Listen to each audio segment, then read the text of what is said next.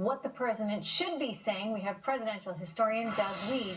Doug, good to see you. First of all, North Korea, if he says anything today on North Korea, I mean, he's been very, very vocal over the last several days in terms of making it clear that the U.S. will not deal with any of these threats from North Korea, and if they continue, that they're going to be met with quite a bit of force. Should he say anything more at this point? Do you expect him to? I expect him to probably repeat that line, even though he's been criticized for it. He understands communism, and historically, communism is like a wild animal. It senses weakness. Weakness provokes it. It backs down from noise and bluster, but it attacks weakness. And that was true with Vienna and Kennedy, and brought us to the brink of a nuclear war with the Cuban Missile Crisis. And it's been true throughout history. Reagan stood tough. It scared everybody, but he stood tough, and the communists backed down. Let me talk about China for a moment, because China may actually hold the key here. China could do a whole lot more, and China hasn't done much to influence North Korea.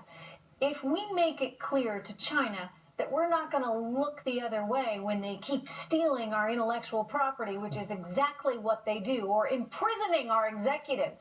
So many executives have wound up in prison in China on drummed-up charges. They counterfeit goods to the tune of hundreds of billions of dollars a year. If we tell China, yeah, this isn't going to fly anymore, will that in part influence them in a way that they'll go after North Korea and tell them, no, go, you can't do this?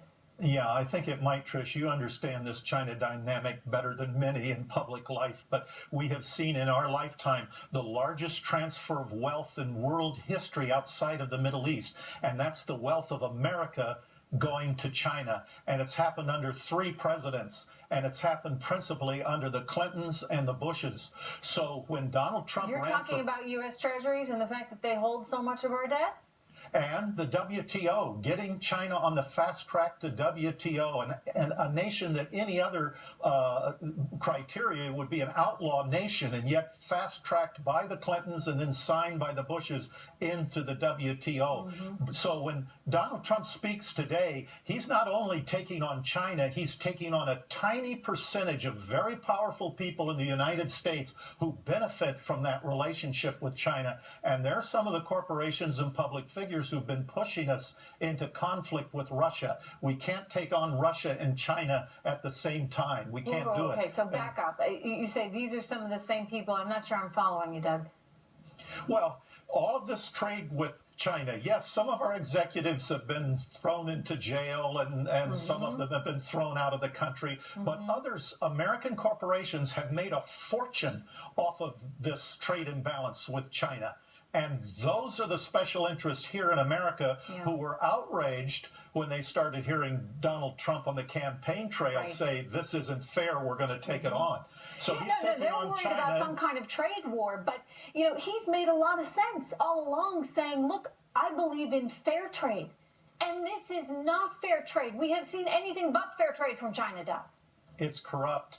And you know, Trish, if China has no utility now in helping us with the threat of a nuclear war from North Korea, what utility does she have? So this is kind of the moment where Donald Trump is saying, you know what I ran for when I ran for president. You know how unfair you've been to us. I'm going to take that on. You're either going to help us with North Korea. This is your chance. So he'll be speaking to North Korea. He'll be speaking to China, and he'll be speaking to a very elite corporate clique here in America that benefits from it.